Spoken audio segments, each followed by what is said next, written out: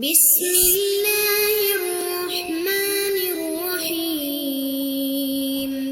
الحمد لله رب العالمين والصلاة والسلام على سيد الأنبياء والمرسلين أما بعد فأستعيذ بالله من الشيطان الرجيم بسم الله الرحمن الرحيم السلام علیکم ورحمۃ اللہ وبرکاتہ۔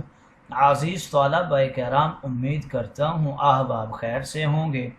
انشاءاللہ آج ہم مشکوٰۃ المصابیح کے درس نمبر 215 میں فصل ثالث سے حدیث نمبر 4859 سے لے کر 4863 تک پڑھنے کی سعادت حاصل کریں گے۔ آج کے درس میں ان احادیث مقدسہ کا ترجمہ ہوگا اور ساتھ ساتھ ان احادیث مبارکہ کی توضیح و تشریح کرنے کی سعادت حاصل کریں گے۔ تو آئیے طلبہ کرام بلا تاخیر بڑھتے ہیں اپنے آج کے درس کی طرف۔ بسم اللہ الرحمن الرحیم۔ حضرت انس رضی اللہ تعالی عنہ راوی ہیں، عن انس قال قال رسول اللہ صلی اللہ علیہ وسلم اذا مدح الفاسق غضب الرب تعالی واهتز له العرش، رواہ البیہقی فی شعاب الایمان۔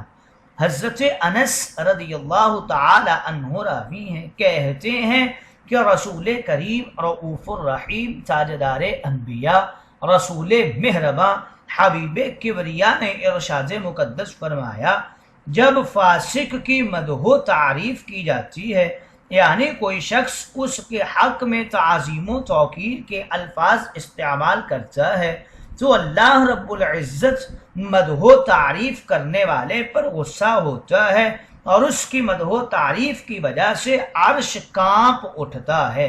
یہ بیہقی کی روایت ہے۔ اذا مدح الفاسق، یعنی جب فاسق فاجر کی تعریف شروع ہوتی ہے تو غضب الہی سے عرش الہ کانپ اٹھتا ہے۔ عرش کا اس طرح کانپ اٹھنا یا تو حقیقت پر مبنی ہے کہ واقعی عرش میں زلزلہ آتا ہے، یا یہ کلام اس بات سے کنایا ہے کہ فاسق کی تعریف اتنا بڑا گناہ ہے کہ جس کا تصور نہیں کیا جا سکتا۔ اس سے تو ایسی نازک صورتحال پیدا ہو جاتی ہے کہ گویا عرش میں بھی زلزلہ آ جاتا ہے۔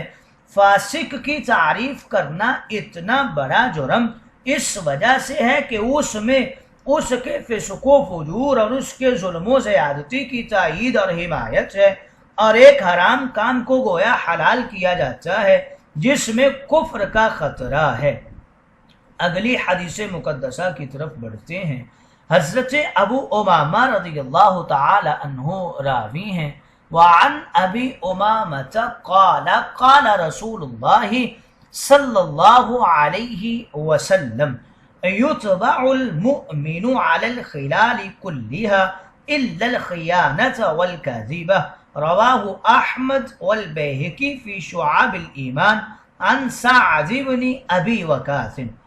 حضرت ابو امامہ رضی اللہ تعالی عنہ راوی ہیں، کہتے ہیں کہ رسول کریم رؤوف الرحیم تاجدار انبیاء رسول مہرباں حبیب کبریا نے ارشاد مقدس فرمایا کہ مسلمان جھوٹ اور خیانت کے سوا ہر طرح کی خصلت پر پیدا کیا جاتا ہے۔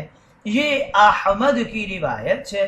اسی حدیث مقدسہ کو بیہقی نے شعاب الایمان میں حضرت سعد بن ابی وقاص سے نقل کیا ہے۔ والکذب، یعنی مسلمان بزدل، کنجوس، شرابی، کبابی اور ہر قسم کے گناہوں میں آلودہ ہو سکتا ہے، لیکن دو بری خصلتیں ایسی ہیں جو کسی مسلمان کے ایمان کے ساتھ جمع نہیں ہو سکتی۔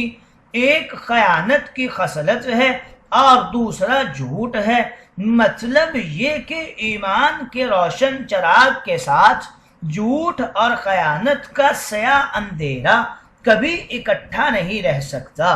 کامل مومن کی رگ و پے میں ایمان رچا بسا ہوتا ہے، وہ طبعی اور تخلیقی طور پر ان دونوں خصلتوں سے دور رہتا ہے۔ تاجدار انبیاء کے اس فرمان کا مقصد مطہر یہ ہے کہ ان دو بری خصلتوں سے ہر مسلمان کو بطور خاص اجتناب اور احتراز کرنا چاہیے۔ اس حدیث کے بعد جو حدیث آ رہی ہے حضرت صفوان کی، اس میں اس مضمون کو مزید واضح کر دیا گیا ہے۔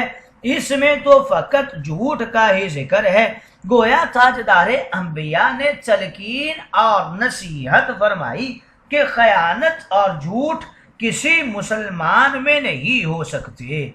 اگلی حدیث مقدسہ کی طرف بڑھتے ہیں۔ حضرت صفوان بن سلیم رضی اللہ تعالی عنہ راوی ہیں، وعن صفوان بن سلیم انه قیل لرسول اللہ صلی اللہ علیہ وسلم ایکون المؤمن جبانا قال نعم فقیل له ایکون المؤمن بخیلا قال نعم فقیل له ایکون المؤمن کذابا قال لا، رواہ المالک والبیہقی فی شعاب الایمان مرسلا۔ حضرت صفوان بن سلیم رضی اللہ تعالی عنہ راوی ہیں، کہتے ہیں کہ رسول کریم رؤوف الرحیم تاجدار انبیاء رسول مہرباں حبیب مقدس سے پوچھا گیا کہ کیا مومن بزدل ہو سکتا ہے؟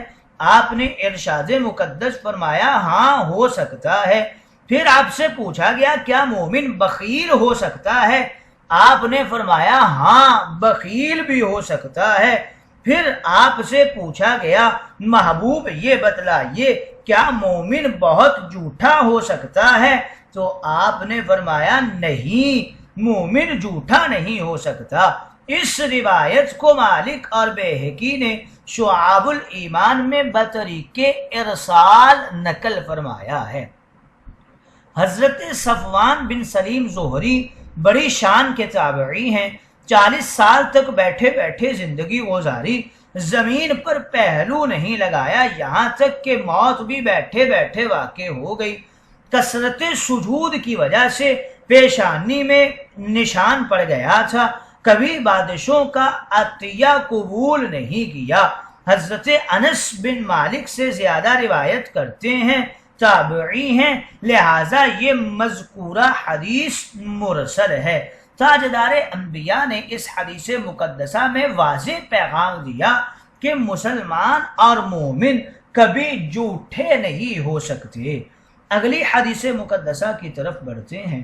حضرت ابن مسعود رضی اللہ تعالی عنہ راوی ہیں، وعن ابن مسعود قال ان الشیطان ليتمثل في صورة الرجل فيأتي القوم فيحدثهم بالحديث من الكذب فيتفرقون فيقول الرجل منهم سمعت رجلا أعرف وجهه ولا أدري ما اسمه يحدث، رواہ مسلم۔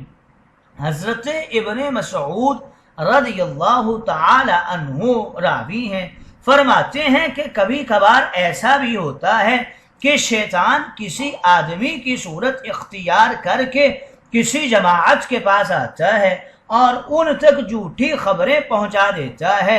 پھر جب اس جماعت کے لوگ ادھر ادھر منتشر ہو جاتے ہیں تو ان میں سے کوئی شخص کہتا ہے کہ میں نے ایک شخص سے سنا ہے جس کی صورت تو میں پہچانتا ہوں کہ اگر اسے دیکھوں تو بتا دوں کہ یہ وہی شخص ہے، مگر میں اس کا نام نہیں جانتا، وہ یہ بات بیان کرتا ہے۔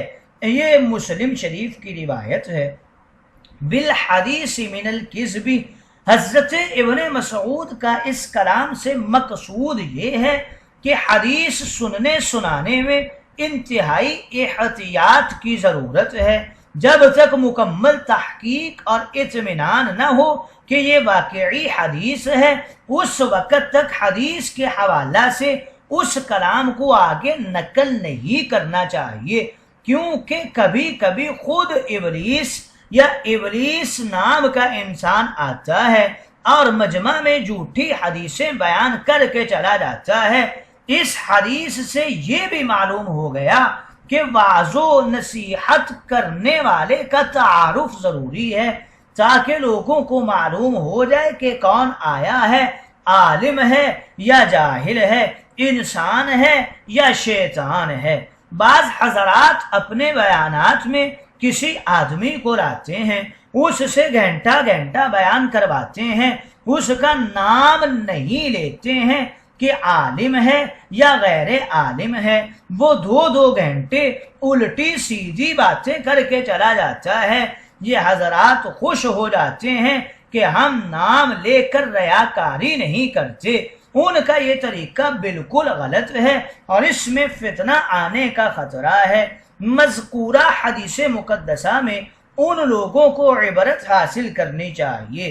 گویا اس حدیث مقدسہ میں حضرت ابن مسعود یہ بتانا چاہتے ہیں کہ شیطان مسلمانوں میں جھوٹی نبی کریم کی حدیثیں لے کر آتا ہے اور مسلمانوں کے اندر آ کر ان حدیثوں کو پھیلا دیتا ہے۔ لہذا تا صبح قیامت مسلمانوں اور مومنین کے لیے یہ لازمی اور ضروری ہے کہ جب حدیث لینی ہو، حدیث سننی ہو، وعظ سننا ہو تو پہلے عالم کی، محدث کی، محقق کی، مدقق کی اور واعظ کی اچھی طرح سے چھان بین کر لیں کہ کیا یہ واقعی عالم ہے، کیا یہ واقعی محدث و محقق و مدقق و واعظ ہے یا صرف نام کا بنا ہوا ہے۔ یہ نہ ہو وہ تمہارے اندر تاجدار انبیاء کی جھوٹی احادیث کو بیان کر کے چلا جائے اور وہ خود بھی گناہ گار ہو اور تم بھی آگے ان احادیث کو بیان کر کے گناہ کے مرتکب ہو جاؤ۔